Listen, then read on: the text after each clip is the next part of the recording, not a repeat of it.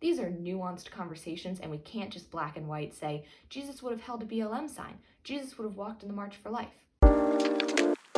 So obviously, as I'm sure you know, just because you're a Christian does not mean you agree on everything. And the things that I'm going to be talking about today are not to cause controversy or not to cause division, because clearly these are not the things that unite us. These are just some things that I don't ascribe to as a Christian. If you're new here, hi, I'm Emily, and I create Christ-centered conversations about topics missing from mainstream messages. So if that's your cup of tea, make sure to subscribe.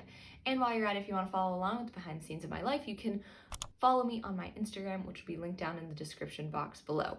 Without further ado, let's get to the video. Number one, this is a random one, but some Christians will say that Christians should not do yoga. And I disagree. I don't ascribe to that. I think that we have to be careful with what we do, obviously, but I don't think that just because something had roots in something spiritual or other religion that we necessarily need to say, just because the origin of this was wrong, we then should not partake in it. I could actually, if there was a convincing enough argument, I think I could be swayed that way, and I'd be like, okay, fine, I won't do yoga.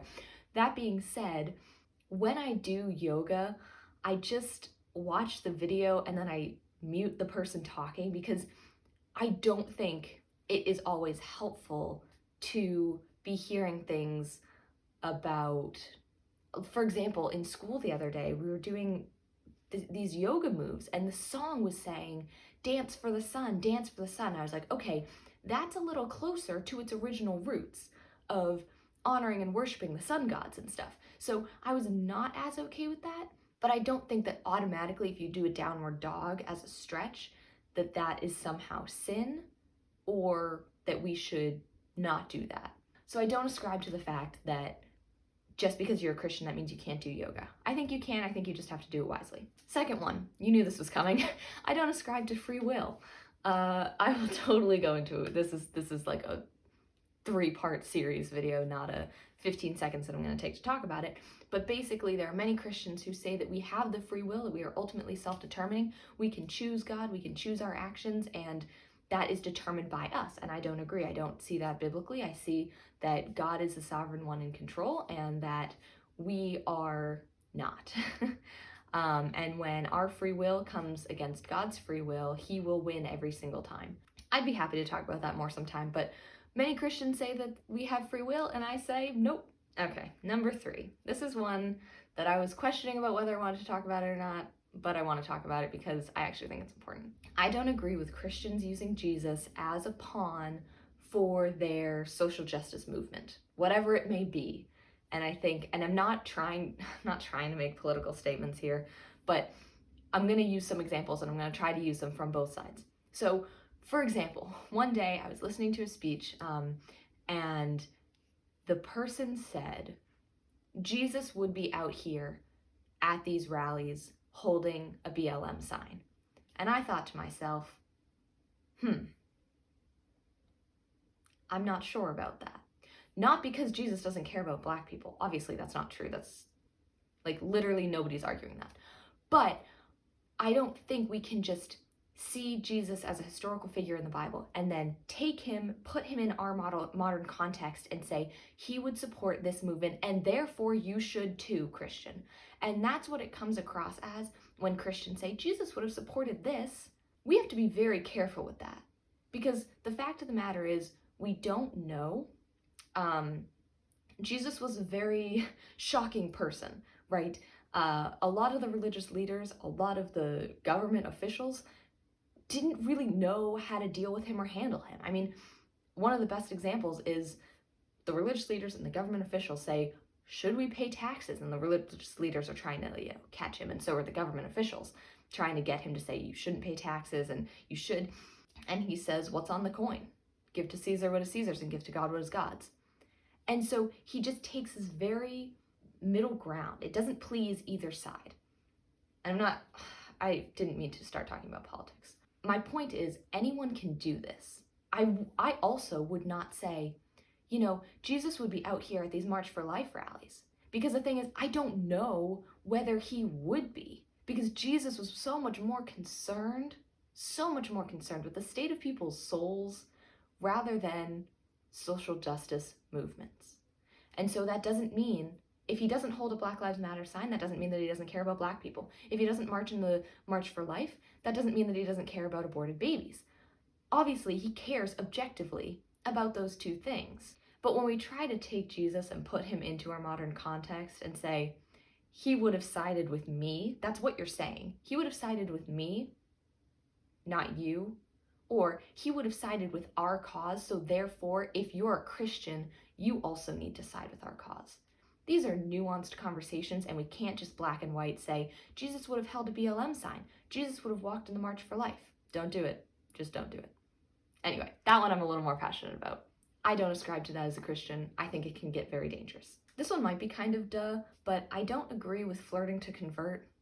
It's a really bad idea. It's just unwise. For those of you who don't know, flirting to convert is basically you flirt with somebody in order to convert them.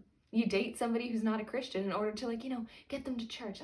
I'll keep talking to them, I'll keep texting them, I'll keep Snapchatting them. Maybe they'll come to church. And I'm not judging you because I've been there, done that. And it doesn't work. It doesn't work. And maybe in the 1% chance that it does work, it then becomes very difficult, So it's just unwise, and that's not the best way to do it. So some people will say, do it. I say don't. Yeah, we're just getting it all out here, aren't we? Some Christians say that Christians can't wear bikinis. I disagree. I think they can. The reason why I'm going to say that is because there are one pieces that are even more immodest than bikinis. I think to make a blanket statement about what all Christian women can and cannot wear is risky.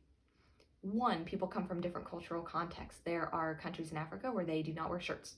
That's not immodest. That's how they dress. It would be weird if you told them to put more clothes on. If you go to an Arab country, they're going to wear much more modest clothes than we would wear. But that doesn't mean that in America, if a woman walks out and shows her knees from her skirt, that she's automatically being immodest. I think when we make blanket statements about what we can and cannot wear, it's risky. So anyway, I don't think it's wrong to wear bikinis. And actually, my next point is some Christians will say, wear whatever you want. You've been given freedom in Christ to do whatever you want. And I disagree. I don't think we can just wear whatever we want, because often I think that comes from a heart of ignorance, pride, or apathy, honestly. And I'm going to make a video on this because this is not going to cover everything. And so please take this all with a grain of salt. We're called to dress modestly. We're called to care for our brothers and sisters in Christ who can look at us and stumble. We are called to respect our bodies. We're called to respect and honor our husbands. And so by dressing in a way that focuses more attention on the outside of who we are, that draws attention to ourselves, and whether you mean to or not, it will happen, because that is the sex-crazed culture that we live in. That's wrong on their part too, but I'm not going to get into that. Christians can't just wear whatever we want. We have to be careful. We have to give careful thought to these things. This is just basic underlying belief of Christianity, is we can't just do whatever we want now that we're Christians. In Galatians 6, it says, you have been set free, but do not use your freedom to indulge the flesh. Rather, serve one another humbly in love. I think that can be applied. It's not talking about modesty, but I think the idea can be applied to basically a lot of things in life. But also modesty. Are we caring for and humbly serving other people in our lives when we're dressing in a way that draws attention to ourselves, that focuses on ourselves, that could potentially disrespect our husband, could potentially disrespect our bodies, could potentially cause somebody else to stumble if they're trying to be pure and not lustful, and we go out in clothes that don't help them in that cause. I've talked way too much about this than I need to, and also I know that people are going to disagree with me, but that's why I'm making this video, because it's okay actually to have conversations about things that we disagree with. Some Christians will say that Christians should not use Enneagram or personality quizzes. I disagree. This is kind of actually a similar conversation to the yoga conversation, because they have bad roots or bad origins, therefore we should not use them now. So there's this interesting paradigm, which I'm pretty sure I've talked about on this channel before, but if not, it's called the receive, reject, redeem paradigm. And so when you look at the things of the world as a Christian, you can either receive them wholeheartedly and say, this honors and worships God. You can either reject them right out and say, there's no way that this honors God in the least. And the final option is you can redeem them. You can say, this started as something that was not honoring, but I can make it honoring to God. Or other people don't see this as honoring to God, but I can participate in it in a way that honors God. And I think that one of those examples is yoga, enneagrams, and stuff like that. Just because they have bad roots, I think that doesn't mean we need to reject them outright, but I think we can redeem them as a tool and as a way to honor God, and I think we can do that.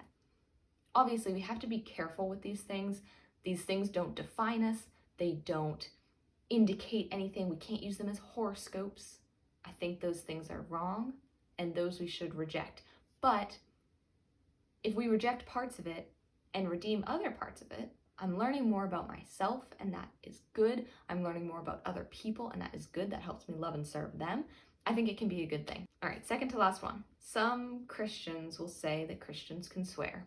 I disagree. I don't think it's good or helpful for anyone involved. I don't think it's good for your witness. I don't think it's good for your heart. I don't think it's good for your spiritual state. I recognize that a lot of people come from different backgrounds, and that's fine. I recognize that it will be more of a struggle for some people to not swear than for other people to swear.